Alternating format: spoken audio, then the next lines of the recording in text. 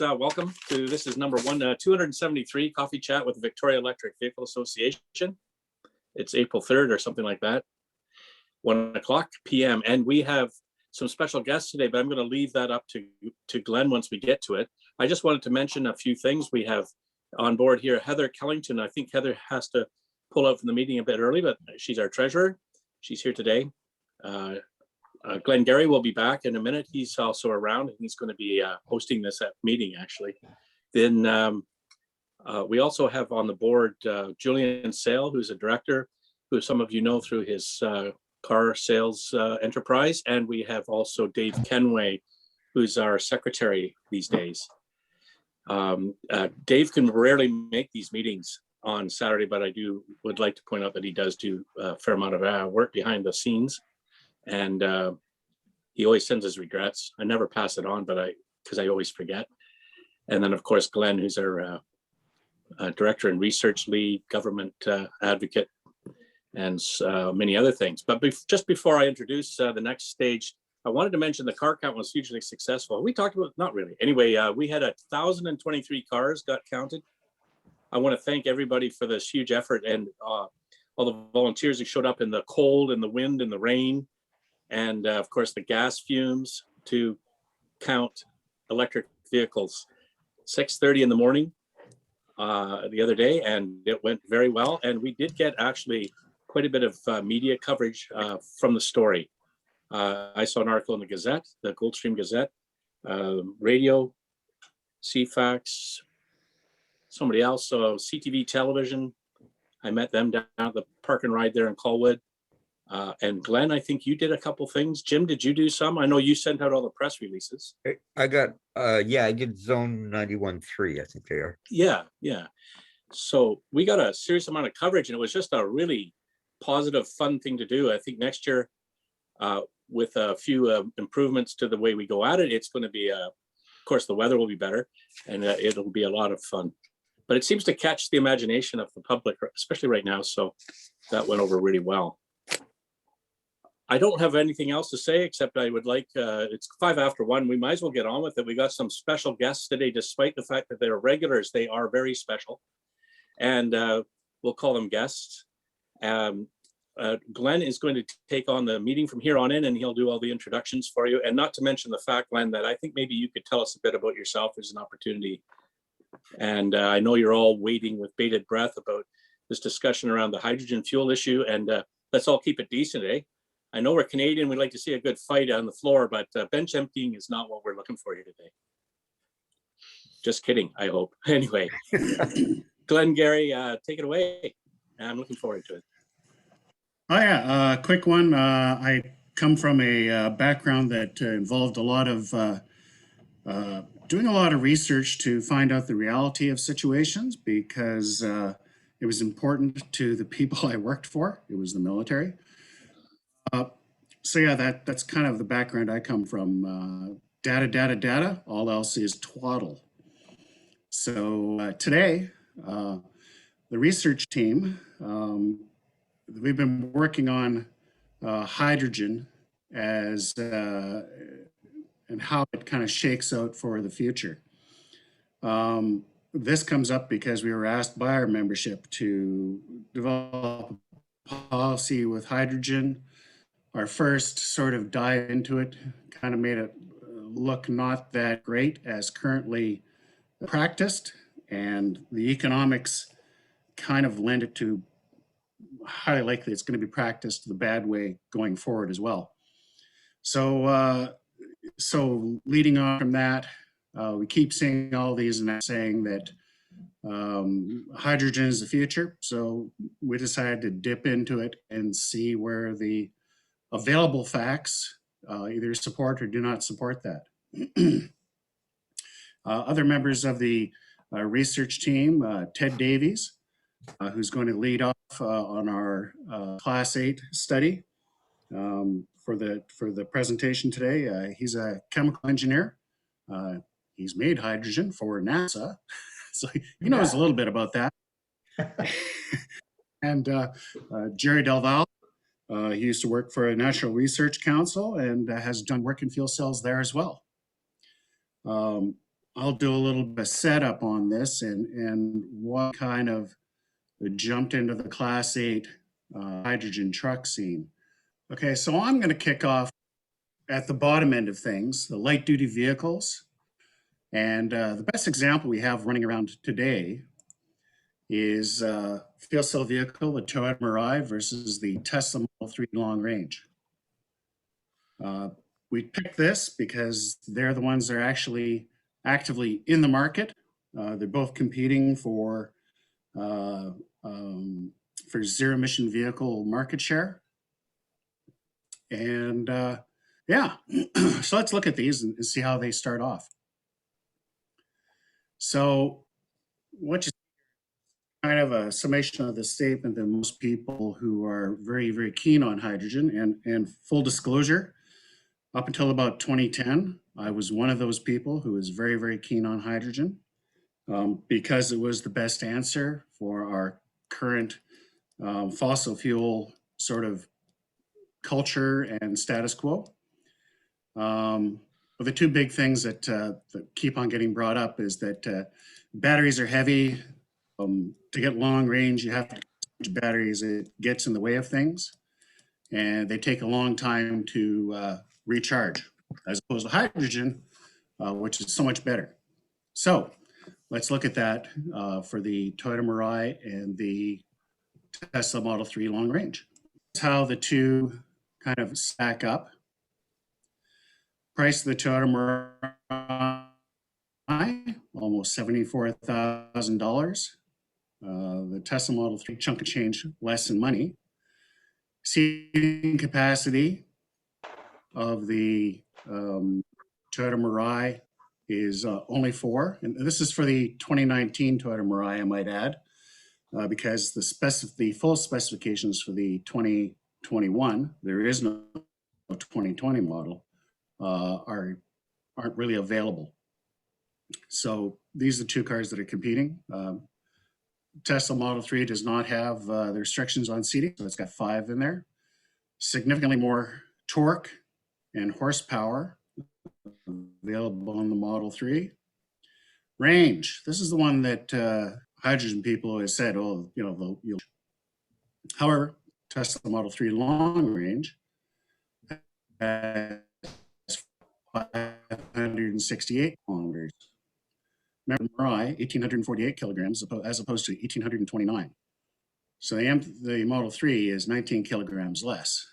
So for those of you keeping track at home, the Model 3 gives you 12% more range for 1% less weight. Here we have something that the fueling and recharging time for the Mirai,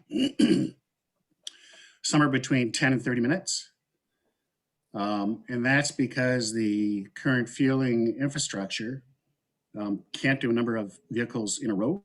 It has to recharge, repressurize, and re-chill between after 2 or 3 different chargings.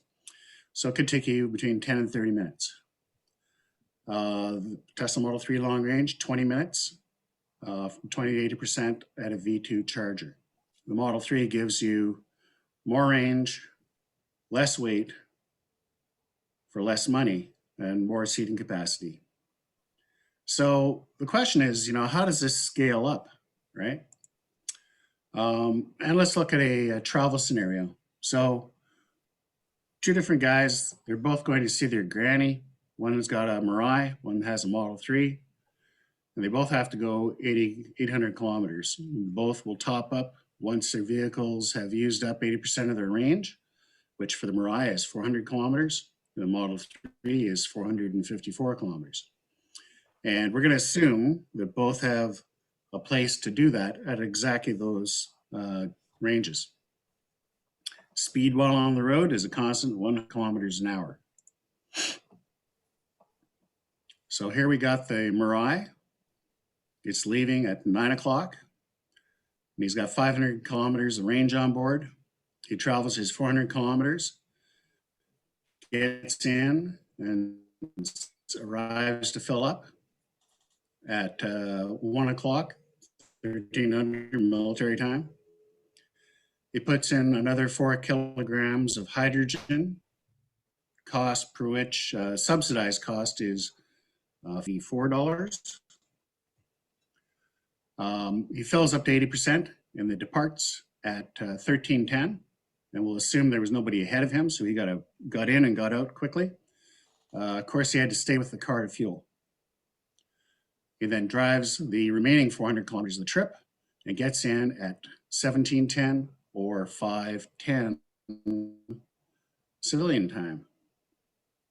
So the other guy with the Model 3, he starts off at 0900 with 568 kilometers in the battery, drives 454 kilometers, gets there at 1:31, puts in another 55 kilometers of, 55 kilowatts of energy, which costs $16.60, probably a bit less, but I took it at 30 cents a kilowatt, and leaves at 25 minutes later at 13:56. But he gets coffee, gets some food, and a bio break as the car is charging.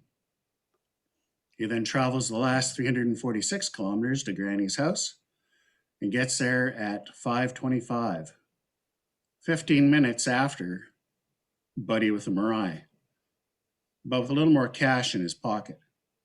Oh, and his car was a lot cheaper too. That's kind of how it looks on the light duty vehicle side of things. That's with what's available on the market today. And when you look at all that, you kind of go, huh, so it doesn't work at light duty vehicles. That's interesting.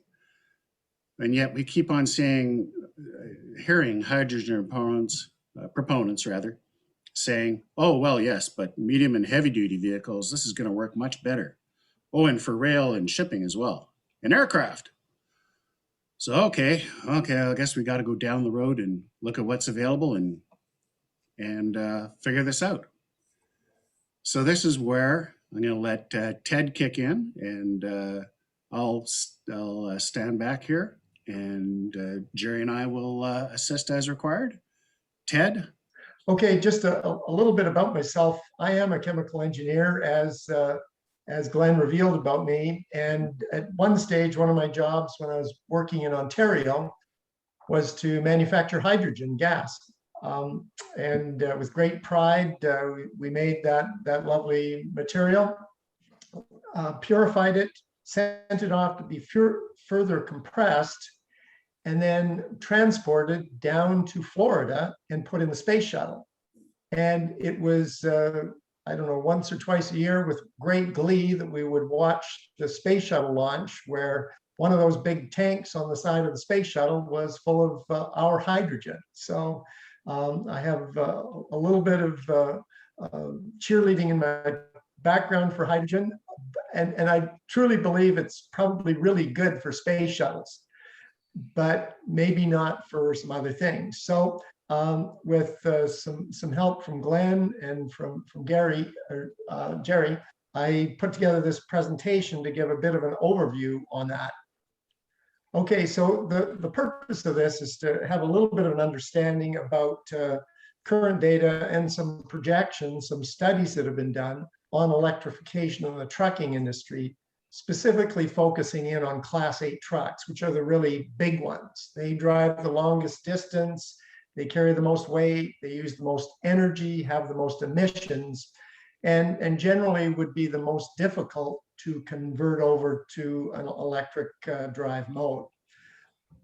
Talk a little bit about the impact on greenhouse gas emissions from electrifying Class 8 trucks. And greenhouse gases are the biggest factor by far is CO2, but methane, nitrous oxides, carbon monoxide, etc., things that make climate change. And a little bit about cost comparisons. So some background about truck classifications, because what the heck is a Class 8 truck? And trucks are classified based on the maximum loaded weight of the truck. And they use some terminology called the gross vehicle weight rating, which you can see printed on some trucks as GVWR. And the classes range from 1 up to 8.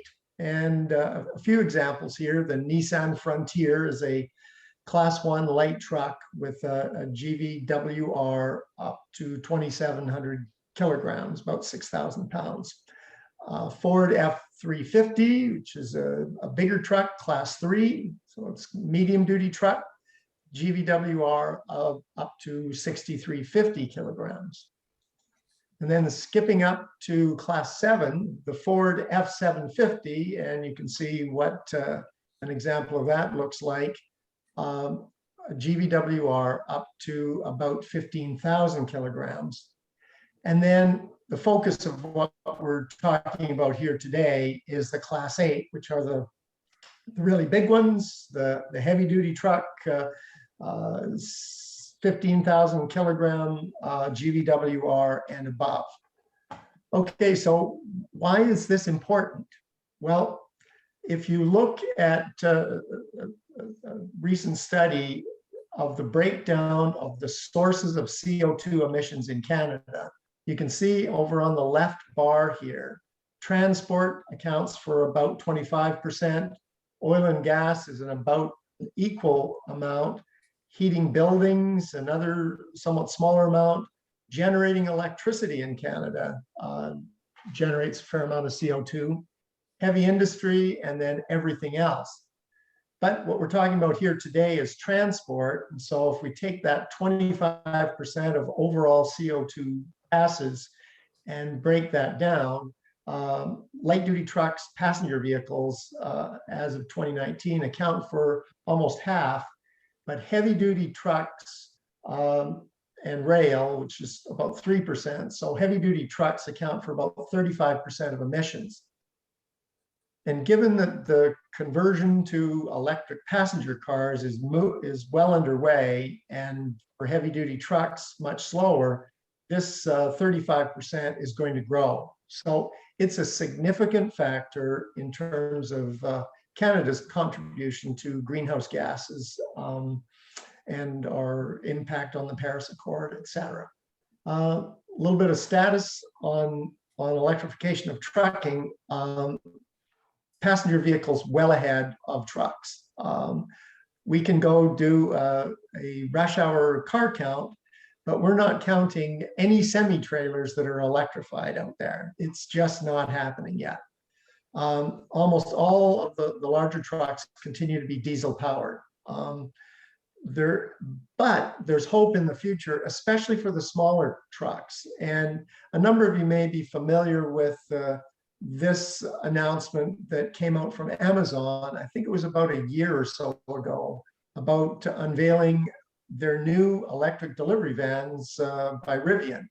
And their claim is, and of course you can't count your chickens till the eggs hatch, but they aim to have 10,000 vehicles on the road, battery electric, by 2022. And again, that's driven by maybe some public relations, but by the desire to reduce greenhouse gas emissions. So a little bit about the big trucks, the Class 8, and a couple of brands are sort of the big names in this. Over on the left-hand side, Nikola, and this picture shows the Nikola 2, which is the long-haul Class 8 fuel cell powered truck. And on the right is the Tesla Semi, and it's a Class 8 as well, battery electric truck. In recent years, hydrogen power advocates have put a little less emphasis on cars and more on, as Glenn said, trucks, ships, airplanes, other big transport devices. So, and here's a little bit of a complicated slide, but I wanted to show some of the criteria that factor into what's good, what's not so good, what has an advantage, what has a disadvantage. And this is kind of based on current situation, looking ahead just 3 or 4 years. So this is a comparison between diesel versus battery versus fuel cell. And with my color coding system here, with green being the best, gray in the middle, and red the poorest. So if we look at purchase costs, what does it cost to buy one of these trucks? Well, current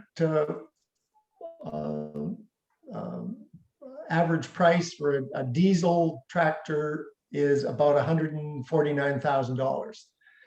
If you look at Nikola and Tesla, their advertised prices for their current prototypes, the Nikola 2 at about 340,000 Canadian dollars, and the Tesla at 229,000 Canadian dollars. One of the things Glenn talked about is the weight of the vehicle, and definitely for a semi, the battery does make up a significant amount of weight. So for the powertrain weight for a diesel truck, about 3,000 kilograms. The fuel cell is advertised at about the same weight, but current battery weights are noticeably different. So you can see there's about a 5,000 kilogram extra weight for the battery on a battery powered semi. Infrastructure cost. Well, what do you have to do to fuel up these things or charge up these things? Well, for the diesel, we kind of attribute zero because the diesel fueling stations are already there. For the fuel cell and the battery, that's infrastructure, especially for the semi that's not in place. Fuel cell, very high, battery also somewhat high to provide that infrastructure. Fueling or charging time for a diesel or a fuel cell, it's pretty quick. For battery electric, it's going to take longer to charge a semi-trailer because you're having some pretty big batteries there. Fuel cost, similar pattern to what Glenn said for the Mirai and the Model 3. The diesel to go 100 kilometers would cost you about $58. We'll skip over to the battery, the electricity to fuel for 100 kilometers, only 14 bucks. And that looks pretty good. That's a green. The bright red here is the big concern and the problem, or one big problem with the fuel cell. I'm thinking most people know what gray hydrogen is, but gray hydrogen is hydrogen made from natural gas. And then green hydrogen is hydrogen that's made by electrolysis, by electricity from a clean power source. These numbers are way, way expensive, and that's a big issue for the fuel cell. Now, down on these last two rows are looking at carbon dioxide emissions. And we've kind of broken that up into two parts. For BC, which we care about, but BC is one of the provinces in Canada that has mostly hydropower. Other provinces, Quebec, Newfoundland, Manitoba, similar situation. And then down on the row below that, Alberta and Saskatchewan primarily generate their power using fossil fuels, whether it be coal or natural gas. So given that the motivation to electrify is to reduce climate change and to limit CO2 emissions, this is a big issue. If you use diesel, the current numbers state about 165 kilograms of CO2 are emitted per 100 kilometers traveled. And so that's going to be the same whether you're in a province that generates power with hydropower or with fossil fuels. Over on the battery side, if you use hydropower to charge your batteries, it's a tiny fraction of what the emissions are with diesel. If you use fossil fuels to generate your power, having a battery-powered semi-truck is better than diesel, but it's not astronomically better. And so that certainly impacts the parallel effort for those parts of the country to go more and more away from fossil fuel power generation and more to renewable power generation. On the fuel cell front, you can see with gray hydrogen, you're doing better than diesel, but not that much better. With green hydrogen, with electrolytically produced hydrogen, you're doing quite a bit better, almost as well as battery electric. In Alberta and Saskatchewan, similar with gray hydrogen, because you're making it from natural gas, but this is an astronomical number here, 450 kilos of CO2 per 100 kilometers. And it's because you're burning coal or natural gas, like hydrogen, and you just dig yourself a deep hole. So there's advantages, disadvantages. You can see the current landscape based on pricing. That the fuel cell and the battery semi are prototypes right now. So let's go on to a study that looks forward a few years towards 2030, where we would expect become more and more common. And this is a study by a think tank, global think tank called ICCT, and they did a comparison between diesel, BEV, and fuel cell, and looked at the three main cost categories. One is the annualized cost of buying the truck. The other one in reddish brown, I guess, is the fuel cost per year, and the green is maintenance cost. Well, you can see with volumes of scale, the annualized cost of purchase is going to be similar. Maintenance cost, cheapest for the battery, not astronomically different.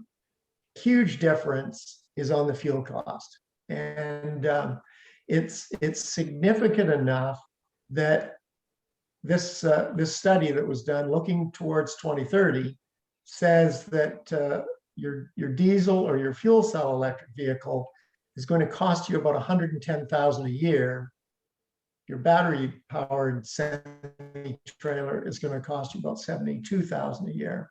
And the thing that will drive companies that are looking towards buying a replacement semi-truck is cost, and then any government initiatives in support of greenhouse gas reduction. And this really jumps out at, I think, any company running a trucking business, that as they get into the later 2020s, it will become more and more obvious that the battery electric option is the way to go. This is for Canada. There was a similar study done in Europe, which generated similar results, and a study for the US that also showed the battery electric option as the lowest cost, although they were closer in costs than in Canada. A little bit about some of the penalties that I showed before in that first chart. Definitely the battery semi is heavier. And what it turns out is, based on the studies, most limitations are based on the road load limitation, that you can only put so much into your truck in terms of cargo.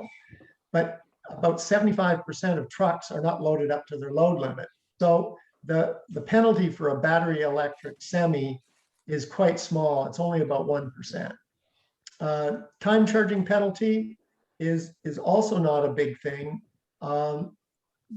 The plan is, at least in these studies, that most trucking companies will charge their battery electric truck while they're loading and unloading, and then during the driver downtime, probably in the evenings, in the nighttime. Fuel cost, again, is the most significant difference. The infrastructure costs to charge or to provide hydrogen for a fuel cell truck is higher for the fuel cell system than for the BEV in the studies. And as it turns out, on a per truck basis, it's much smaller than the purchase price, the fuel price, and the maintenance cost. And on top of it all, in terms of our overall societal goal to reduce greenhouse gas emissions, the battery electric vehicle has the greatest impact in reducing CO2 emissions. Comments or questions? Yeah, I have one comment or question. Sure.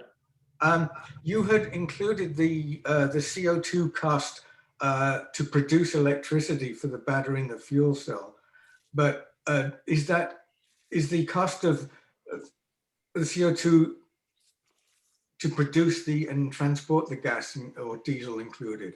Because it takes a lot of electricity to refine diesel or gas, and it's always transported quite a way, including ships. So is that CO2 cost included in the figure? If not, it would be way higher, I think. Well, I'm not sure I understand entirely, but basically the diesel cost was incorporated in the fuel cost. The diesel emissions at 165 kilograms per 100 kilometers, I think was from refinery to wheels. So it did take into account, I believe, most all of that. Thank you. Other comments or questions? I'll hop on here for a second there, Ted. Thanks. Sure. In starting this whole study, you kind of run into a virtual Fraser River of data. I'm going to take that back. Not so much data, but a Fraser River of information. Some of that is very data light. If you look at things that were said prior to 2015, most of those statements, most of those studies have been overcome by events that have proven them generally wrong. So we did have kind of a date cutoff for some of the information. Some of the information, specifically in the European study, they turned around and looked at things and didn't necessarily take into account some things, for large vehicles, major costs they have is brakes, rotors, and the pads and all that sort of stuff. They spend a lot of money on that each year because you're trying to, take 80,000 kilograms and bring it to a stop all the time. A battery electric vehicle, you can turn around and put a lot of that energy back into the battery. And at one point you could say, well, because the drivetrain of a fuel cell vehicle is the same, well, they're getting a lot of regen too. Not so. The batteries in fuel cell electric vehicles are tiny, tiny, tiny, tiny, tiny. So it's like driving your EV topped up all the time. How much regen do you get when you're at 100% on your battery? Not much. So if you look at that for fuel cell vehicles, they're going to be spending a lot of money in battery maintenance, in brake maintenance, still. So that's another big thing that comes up. Jim had mentioned that talk about infrastructure. We know just down at the light duty vehicle side of things, class 1, class 2 vehicles, each of those hydrogen stations that you see put up around the province cost somewhere between $1.5 to $2.5 million. You can literally put up 30 DCFC chargers for that amount of money.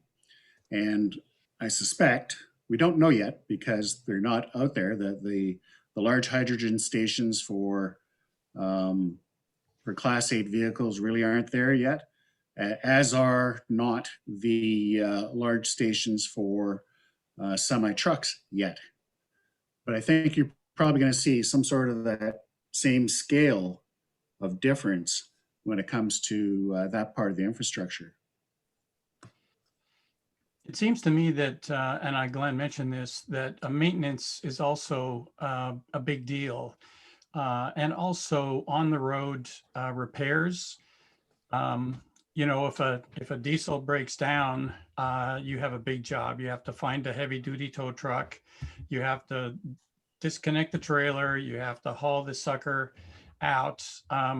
If a Tesla Semi, which has 4 Model 3 motors in it, has a problem, you haul the motor out, you unbolt the one, you bolt a new one in, and the whole system is gone. So you can save huge amounts of downtime, I would think, on that. Yeah, absolutely. Or even just continue running on 3 of the motors. The thing that really made this jump out so much was how much the fuel issue made the difference by itself.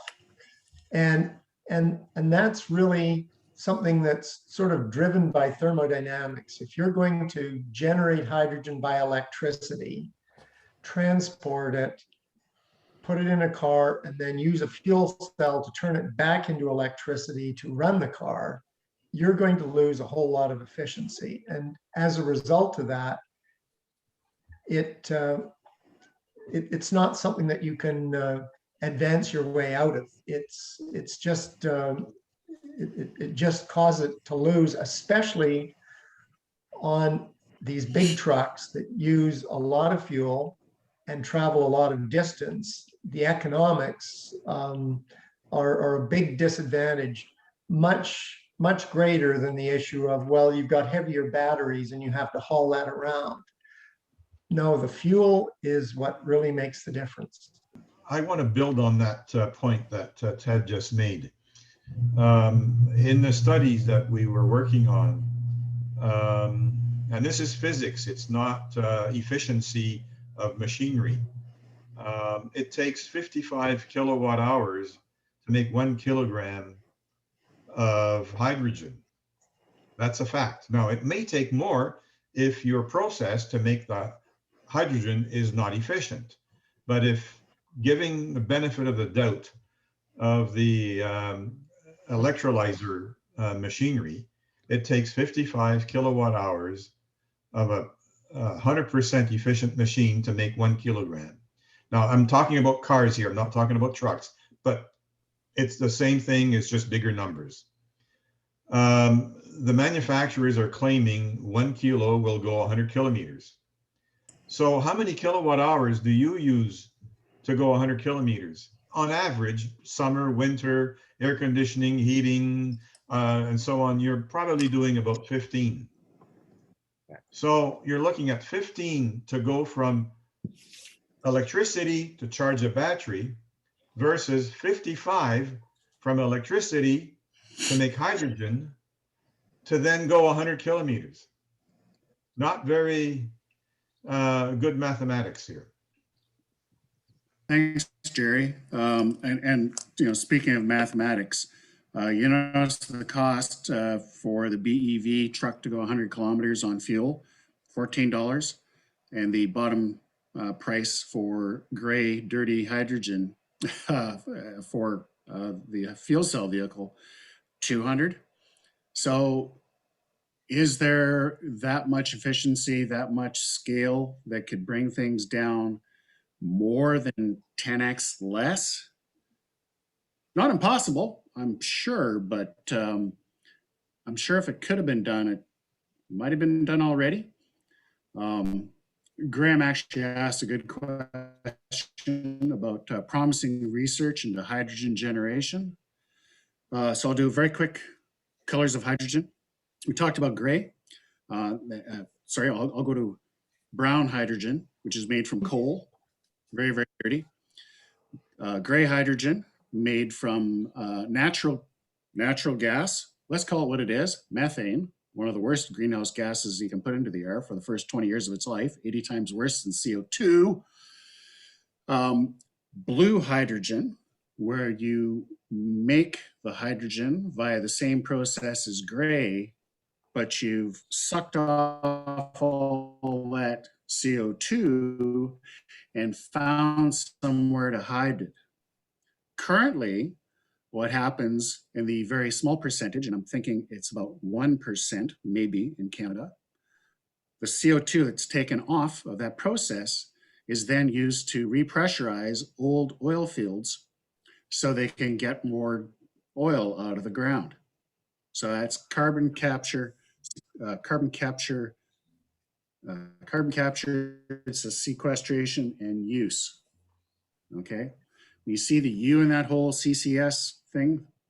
They're using that to repressurize and get more oil out of the ground. So that's not such a great thing.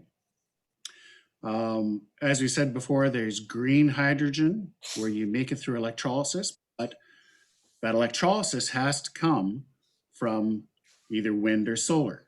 It has to be renewable sources, because otherwise, if you use it from electricity that was made from a gas power plant, well, then you're back to that whole, let's make a whole bunch of really, really dirty hydrogen. Promising research, back to what Jerry said, this is a lot of physics. Physics is really getting in the way of hydrogen being able to break out. A lot of the research, when you read into it, they talk about pricing, they talk about perhaps blue hydrogen getting down to the price of gray hydrogen sometime around 2030. So another 9 years down the pike. Not sure we have the time to do that, but that's kind of like the best sort of effort going forward. And let's face it, the reason we brought economics into all this is we're trying to convince people to change their minds and go. We as humans, we put a lot of emotion into and our identity into the vehicles we drive. So that's where you see people choosing to drive their V8 Camaro because that speaks to them. You know, you can tell them all the data you like about efficiency and cost and all that sort of stuff, but it doesn't matter to them because that's what they like. Business does not work that way. Can I do what I need to do for less money? Maybe keep that. So we brought in the economics of it to show just how much better the economics are going forward on battery electric large trucks. So, I think that's kind of compelling because I was driving the owner of Oak Harbor Freight Lines around in my Tesla last 2 summers ago. And this is a large long haul company in Seattle and fairly sizable operation. And I said, you know, you thought about electric trucks? And he said, no, we can't afford them. Well, on Ted's numbers, I paid the difference in 2 years. These trucks are going to last for 10, 15, 20 years. That's pretty good return. So one of the reasons why Americans don't see this quite as we do, and Ted made reference to that in his presentation when he gave the numbers, and he said we got a European model that's almost the same, but the US model doesn't quite give the same advantage. And it's because the great American economy that says we're in the free economy, we don't control prices, they actually control the price of fuel. And so, and we see it every day. Their fuel is cheaper than ours. So it favors diesel more than in Canada. So can I just ask a question about hydrogen that's made as a byproduct of other manufacturing processes? I'm thinking particularly of oxygen. So that hydrogen, maybe it's already used, but my understanding is it isn't necessarily always used. So how much of that might be out there, and is that therefore an advantage to hydrogen? It's I'll my step under- in and I'll step in and I'll ask Ted to back me up here. So currently, 85% of all hydrogen that's ever used, or sorry, ever made, is made in a refinery. And 85% of that stays on site because they're using it for other processes, right? Absolutely. Yeah, and is there an opportunity to take that for transport? I suppose so, but then again, you're now going to have to pay for that transport. The chemistry of hydrogen, hydrogen molecule is 16 times smaller than that for methane. So if you're going to put it into a pipeline, it will find every tiny crack and seam and rivet in that pipeline and escape through it. If you want to build a pipeline specifically for hydrogen, one of the studies we read was it was 3 times the cost of a regular methane pipeline. So again, the money is a key thing, which is why the hydrogen stays on site. Does that get that for you, Barbara? Sorry, I muted myself. Yeah, I have no idea how much the hydrogen that's already being produced as a byproduct is used for, but if most of it is already used, then there's no potential to use it in vehicles. My understanding is that some of it is just, is wasted, but maybe not a very big percentage. And I don't know, I don't know how many, manufacturing plants are out there that produce hydrogen as a byproduct either. So, every refinery does. yeah. Yeah, that's No. the main place that hydrogen is made, and it's usually made from starting with methane, from natural gas, and so then it's used in the process to create other things, whether it be ammonia or change some of the components that come out of the refinery.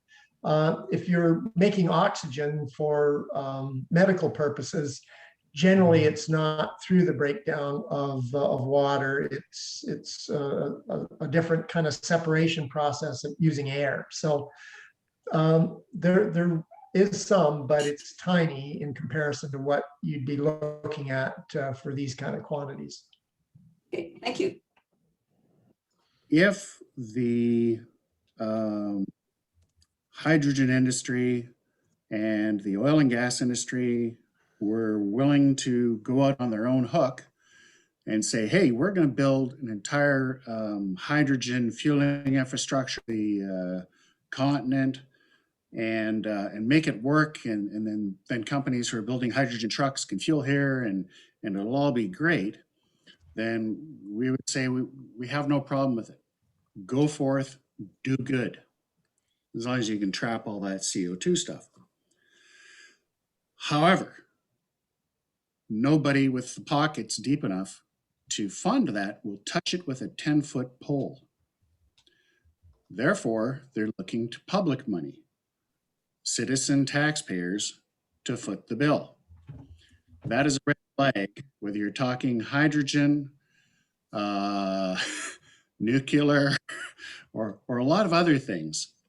If private capital won't step in on a really, really good idea, chances are it's not a really, really good idea. And proof in the pudding is that there are supercharger networks that are revenue. We happen to have money being spent by the province and the federal government to go into it. But, you have Tesla, which, self-funded its own network across the planet. Hydrogen is not new. It's been around since the 60s. There's one place on the planet which has the best infrastructure, which by 2020 was going to have more than 200 hydrogen fueling stations, and that is the state of California. It has 44. It also has the biggest population of hydrogen-fueled vehicles on the planet, about 8,000. In that same time period, for every hydrogen fuel cell vehicle that was put on the road. Another 41 battery electric vehicles were put on the road.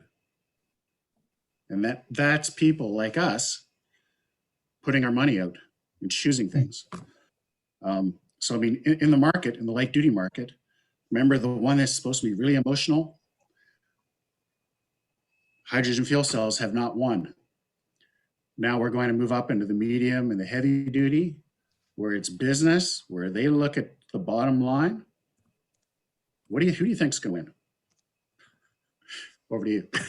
Hydrogen production. From what I understand, 97% of current hydrogen production is from natural gas.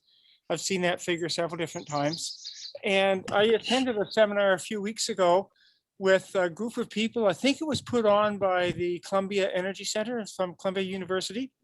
And they had a bunch of hydrogen experts on. They happened to be a lawyer representing an oil firm, the president of one of the big oil firms, Occidental, I think it was, and two other people, all of them pushing hydrogen. And it was interesting that the lawyer said to get hydrogen moving, the government has to de-risk it. In other words, the government has to take and assume responsibility for all the risks of the investments and guarantee the investments of the oil industry trying to promote the natural or the hydrogen industry. It was, to me, her statement just deflated the whole presentation, but that's where they are. There's a huge amount of movement behind this, as you're quite aware, both in Europe, the United States, here in Canada. There's more money. I suspect there'll be more money going into hydrogen in the next couple of years, probably several times magnitude, the amount of money going into hydrogen that there will be going into renewables, public money this is. So we're well on our way in Canada to de-risking it. And any of the projects that have been built so far, Shell's and in Saskatchewan, their research facility for carbon capture and storage is all funded in large measure, at least not all 100%, but probably about 70% funded by the taxpayer. Anyway, from that, I'll go back to digging in my garden. Thanks, Don. Thanks for the presentation. Can I just jump in quick here, Glenn? I think Bob Quick had a question, perhaps. Yeah, I had a question and a statement, and I'll target it toward Ted because he was the one talking about the Class 8 trucks. I've been a Class 8 licensed driver for over 50 years. My baby brother runs his own trucking business in Ontario. And Glenn mentioned Tesla, and that ties in a little bit with what I wanted to say. And that is infrastructure. The problem as I see it is, well, first of all, the statement, a battery electric Class 8 truck would be a lot more efficient and a lot cheaper to operate, not just because of fuel costs, but because of maintenance costs. My brother's truck runs about 10 to 15,000 kilometers a month and is in the shop for 4 to 6 days a month just for general maintenance, oil changes, tune-ups, not counting the fact that now it's 7 years old and it's starting to get into, he's got over 1.5 million kilometers on it.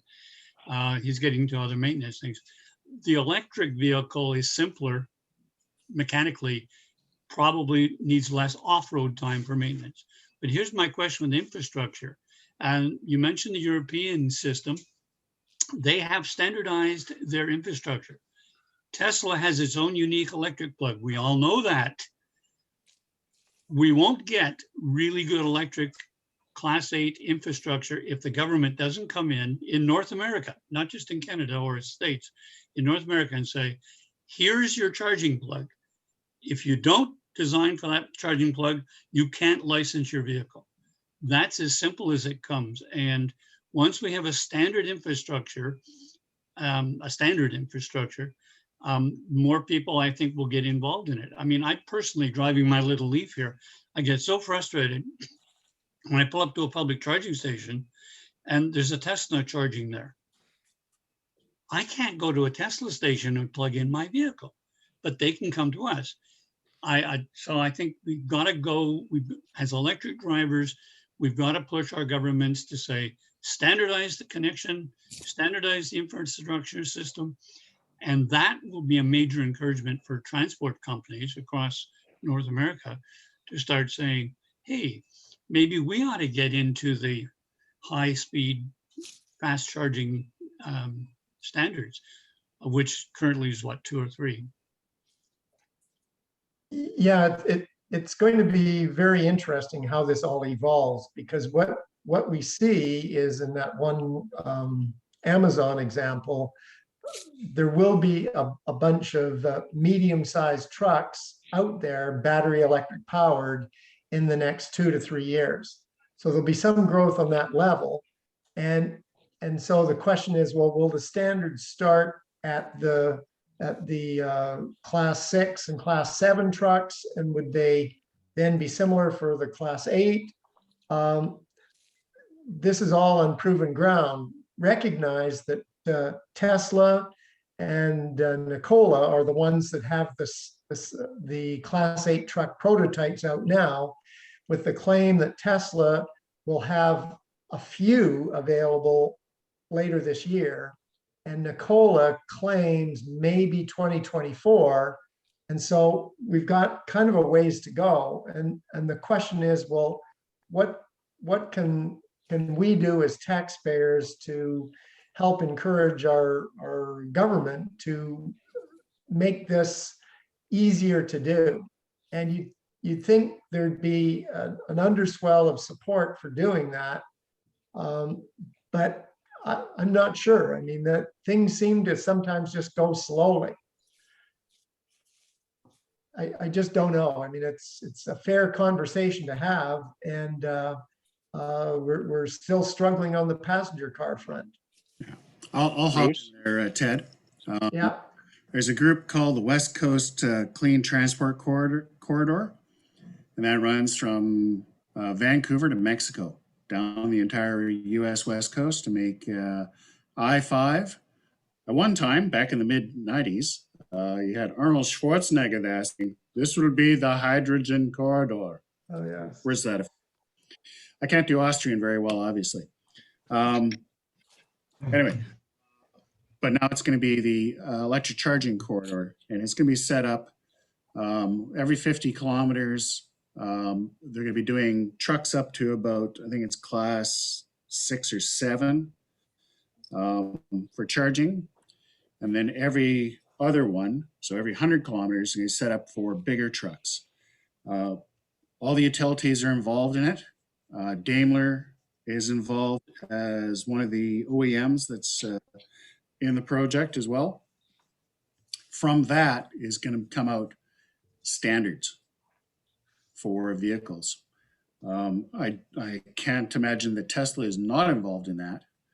And of course, they have to build their own mega chargers to do this. I think they're going to probably be looking at the class 8 level. They're going to be looking at 500 kilowatt per hour chargers or better. Yeah. So, yeah, you're entirely right. We do need to have some standardization there for business, certainly. And I'm sure that push will come along. In Europe, chargers there for trucking, they're all at the CCS standard. So, yeah. So I'm going to add a little bit of something here. Sorry, Bruce, I won't be long. It's absolutely important to do that, because if you don't do that, the downside is what's currently in Europe right now on electrical connections. Most of you don't know this, but I have a motorhome in Europe, and up until COVID, I would spend months tooling around in Europe.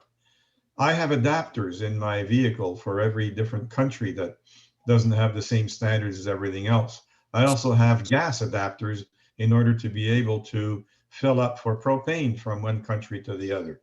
So unless you do that, this is what you end up with, having to carry a whole bunch of adapters because there's no standard. Right on. Bruce Stout? Okay, so just what I wanted to jump in with here. When we started with electric cars back in 2010, 2011, 2012, we had kind of 2 standards for DC quick charging. We had the Nissan Leaf and what everybody else did, called CHAdeMO. And then we had the Tesla standard. And we also had J1776, but that wasn't DC quick charging, okay? When we started off with J1772 for level 2. the level 3 or the DC quick charge was all CHAdeMO. And of course, Tesla came up with a standard back there in 2010 to give level 2 and level 3. And now Tesla's standard with their Tesla adapter is 250 kilowatts. And there's one of those live in Abbotsford right now as we speak. So Tesla has sort of solved the problem. They released their patents to everybody, and anybody else could adopt that situation, and we could all be using Tesla adapters on our car. Because if you take a look at the size of a Tesla adapter, it's not a whole lot. It's about roughly the same size as a J1772, and it does all the way from level 1, level 2, level 3. Okay, so the industry decided not to do that. What the designers have now done is they've taken a look at the amount of real estate you need for a DC quick charge on a car, and they've all moved over to the SAE combo standard. And I think the only one that's still lagging behind is Nissan, and they haven't gone to a CHAdeMO. Kia's gone to CHAdeMO. Hyundai's gone to, not sorry, Kia's gone to SAE combo. Hyundai's gone to SAE combo. The Germans have gone to SAE combo. That's become more or less the North American standard for charging an electric car. And it'll probably be the North American standard for charging an electric truck, because I'm fairly certain that the Rivian stuff that's going to come out is not going to be CHAdeMO. It's not going to be Tesla. It's probably going to be SAE combo. So that problem, I think, has already been solved. Does anybody know what the maximum we can put through the SAE CCS combo is? Well, apparently what I've heard so far is Porsche is talking about a 350 kilowatt charging station, but what they've actually managed to achieve is, I think, 250 kilowatts. Yeah. So if you're looking at a large truck, yeah, that's why I was saying that we need to get up at 500 kilowatts or higher. So I have seen pictures of the Tesla Semi being charged, and if the pictures I've seen correctly or the videos I've seen correctly, it looks like the person driving the truck has had the ability to plug in several Tesla adapters from several Tesla chargers to that truck. So the battery theoretically could be segmented, and when you have battery A, B, C, and D, and they could plug into 4 different spots. So and the other thing that's happened with the Tesla's newest supercharging stations they're building them in such a manner that you could have a longer vehicle plugged into some of those locations and using multiple chargers. Yeah. There's a fellow asking about the wireless charging. Somebody want to jump on that quick since we're on chargers? Wireless or touchless? Touchless resident charging. We lose quite a bit of efficiency. I think they're only about 80% efficient or 75% efficient compared to straight line cable. Yeah, Don's right about that. The RAV4 and the EV1 had inductive chargers. And if you looked at your hydro bill and you looked at your records for your charging episodes in your car, you'd see that there was a discrepancy of about 20% in terms of kilowatt hours over a given period of 6 months or so. It's handy. It's unnecessarily overstating the issue of consumer safety, though. The reason they did touchless was they were afraid that people using inductive or conductive charging would get electrocuted in the rain. And it turns out that engineers have figured out how to prevent that. So. Well, I'm going to go charge my car in the rain now. And now they only get electrocuted intentionally. So never make an enemy of an engineer, because he'll figure something out. I've been charging my electric cars in the rain since 2013 when I bought the Nissan Leaf. The Teslas have been charged since 2014 in the rain because I have a Canadian garage with about $6,000 worth of very valuable junk in it. And my $150,000 cars sit out in the rain and have ever since I bought them in 2014. So they charge in the rain, they charge in the snow, they charge in the hail, they charge in the sleet. It's no problem. Despite my love of charging infrastructure conversation, I'd like to ask Ted a quick question. Well, Ted, you brought up the issue about the trucks classification. Yeah. Could you just tell me what the legal limit, like what's the top end of that kilowatt weight GVWR? Do you have that? And what percentage is heavy long haul trucking versus say last mile or middle distance trucking and light trucking? Do you have any data in that regard? Oh, you I'm thinking mean in terms of the market breakdown of what trucks would be used and in what percentages, and of that 35% of the GHG, what percentage of that is the long haul guys that hydrogen seems to think they fit in trucks because of the range, but I understand the medium and light range is not an issue. So we're really only talking about maybe the very heaviest of heavy trucks on the longest of longest hauls that hydrogen claims they have some use for. Well, the really big trucks in terms of fuel consumption and distance traveled and so on. One reference that I looked at said it was in excess of 70%. So it is a big chunk. There's no doubt. And you know, it's more complicated. That's why the expectation is amongst various analysts doing the work on this is that its conversion to being electric will be slower than the light and medium duty trucks. That is higher than I thought it would have been. But yeah, that's interesting. So they, Ian and Lorraine here have written, they charge in a box, they charge with a fox, they charge up a tree. I don't know the rest of it. It's in our chat. We get all kinds of fun stuff on this show. I think the medium duty trucks should be a really hot market. I mean, those are trucks with inherently inefficient fossil fuel engines. They're sitting at stoplights. They're making a lot of short stops. They're stuck in traffic. You know, there's so much wasted fuel that you probably have to cut the rated mileage of those trucks if they're used in an urban center by 50%. I grew up in Seattle. Man, Seattle doesn't have any flat space. It's all hills. So you're constantly doing regen, able to do regen with trucks like that. And when they're idle, they're not using any fuel. So I would think the efficiencies of stuff like Amazon is doing with Rivian pencil out really well. Glenn, I see you're back. I don't know, should we have a little bio break? You have more to come, I hope. And if you'd like to take back, I sort of jumped in on some of this questioning stuff here. So, yeah. Yeah, I'll just talk very briefly about when the Tesla Semi was revealed. They turned around and said that about 80% of the market was 300 miles or less a day. So 500K. And that was enough for them to decide to launch the Tesla Semi. Even this is, you know, before they'd figured out how to make the 4680 batteries, which will have, you know, greater density per kilogram than some of the calculations that were made in some of the studies we had. Some of the studies we had to look at and use had the watt hours per kilogram, you know, down at 150 or 160 watts. You know, whereas the Tesla Model 3 is running around at somewhere around 250 right now with the 2170s. And the 4680 batteries are going to be significantly better than that. So that was one of the things about how, talking about technology, the battery technology keeps on getting better, more dense volume-wise. And the physics of the hydrogen side is they can't compress it anymore. Physically, there isn't enough space on the vehicle to do so. So, yeah, economics, physicality, cost. That's the same thing as economics, but I like saying it twice. That's all I've got.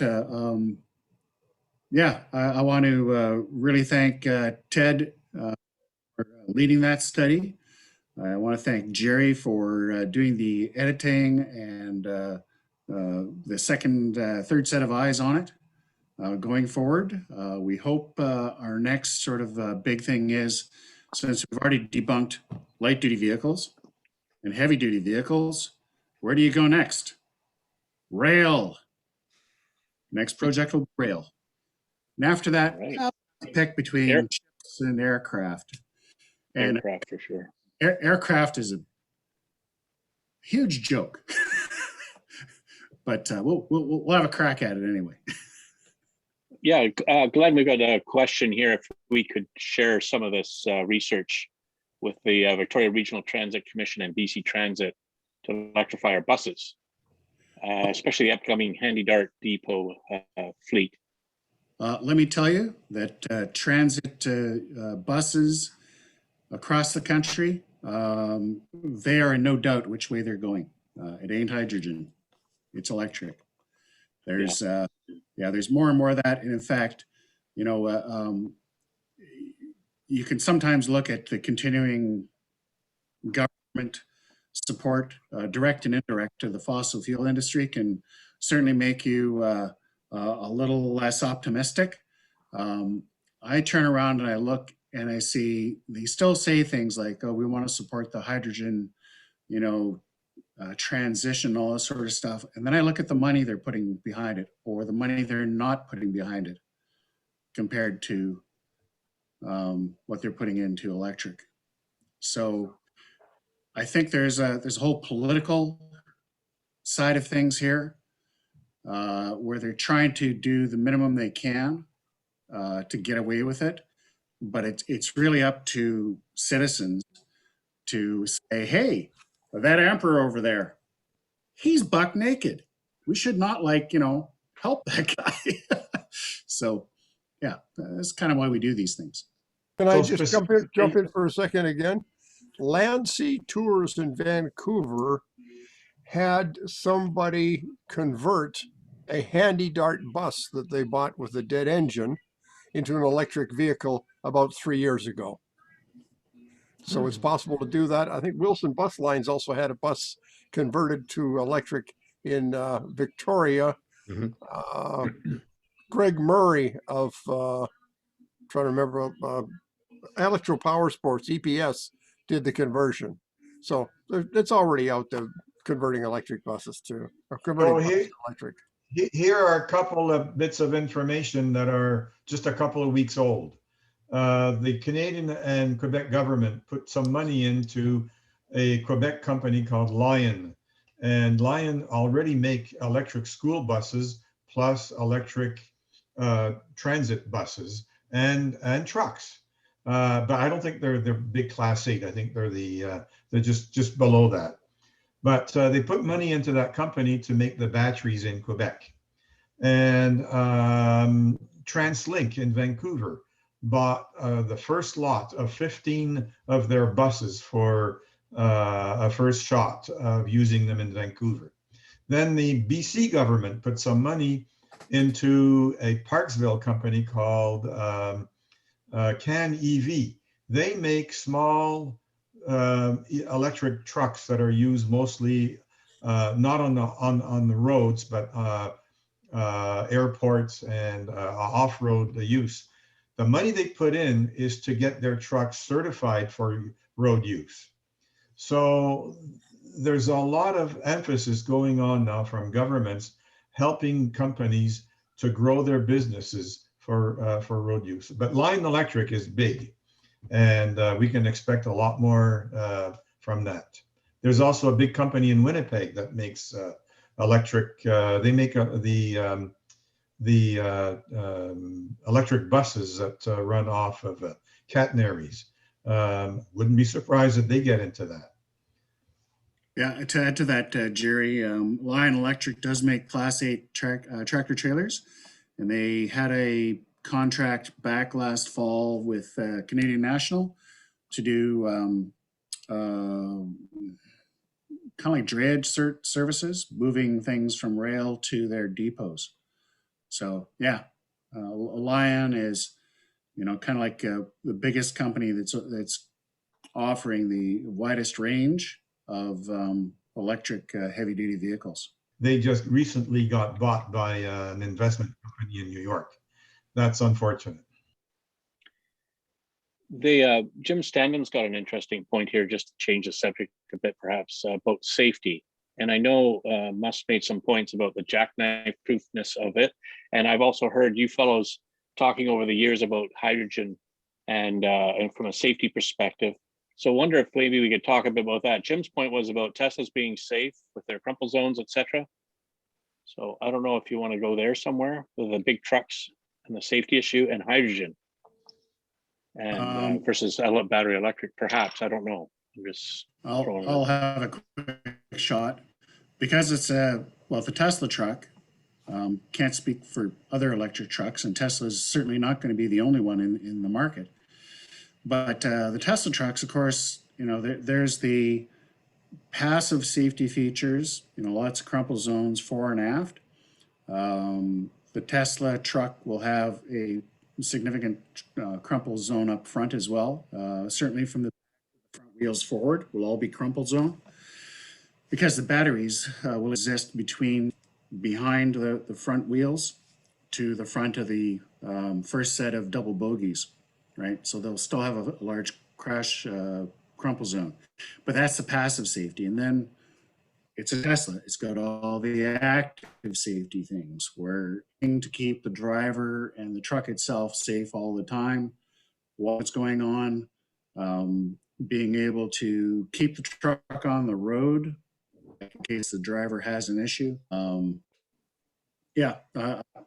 don't see that as being a problem at all. And then even if you do crash, with electric vehicles, even if you do crash it and you do puncture that battery, you usually have a lot of time to get out of the vehicle safely before, if there's going to be a thermal runaway, you're already well out of the vehicle, as opposed to other things.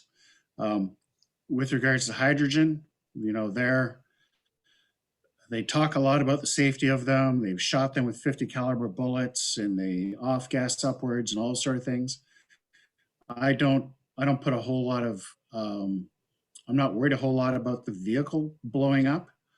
I will go back to California and the issue in, I think it was 2019, that shut down the entire hydrogen system in the state when there was a problem transferring hydrogen from large tanks to a truck that caught fire.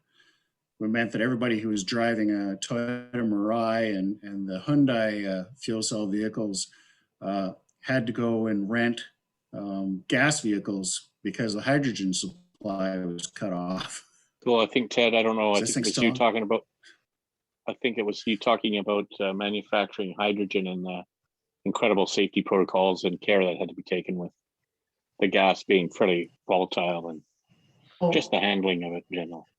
Yes, and of course, the cost related to that, because Yeah. hydrogen cannot have the sulfur compounds added to it like natural gas does, so you can smell it. So even though it's very light and it goes straight up, if you have a hairline leak and the hydrogen is coming out at pointed at you, you don't have any awareness of that until that tiny static spark ignites it, and then you got problems. Having said that, any vehicle that gets approved to go on the road goes through extensive safety standards. So that means that a hydrogen vehicle will be safe, but it may be more costly because of all of the extra precautions that have to be taken. So that's what I think translates into extra expense for a hydrogen vehicle. When you come down to simple common sense, and when you cut through all of the fear, uncertainty, and doubt, and all of the lies, all of the enhanced truths that I've heard about hydrogen being good for everybody, you just shake your head. And I mean, for all the years I've lived on this planet, and it's almost 74 as of Tuesday, I look at some of this stuff and I think to myself, how do these people look at themselves in the mirror? Because they're obviously telling something that anybody with half a brain knows isn't true. And how can you live with yourself doing that? I just shake my head. I just don't believe it. I'm still waiting for that guest we had on from H-Tech to contact me about, oh no, you're wrong. We're not selling gray hydrogen. We're selling green. Yeah. Paycheck alters your way of thinking is one comment we just got. It's true. That's work for why Tesla. that's why we Tesla's pay money for our editorial comment. Yeah, Tesla's hiring in Austin. But let's face it, folks, and it's been said already, but I think it's necessary to be repeated somewhat. Hydrogen is not going to go away because it's used in many other processes. The point that we've been making here is that it's not good for transportation for all the reasons that we explained. So I can see in the future that hydrogen will be made in large quantities by electrolysis, but it should not be used for transportation because it's 3.5 times less efficient than direct battery application. So it could be used for steel making. It could be used for making margarine for all those who want to continue eating margarine. It could be used for fertilizers and other processes, but it should not be used for transportation.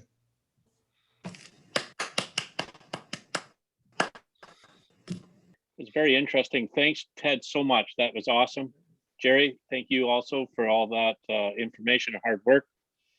Glenn, for hosting. I'm not signing off. I'm signing myself off, but we can keep this going at Jim's leisure here, our main button pusher, Mr. Henshaw.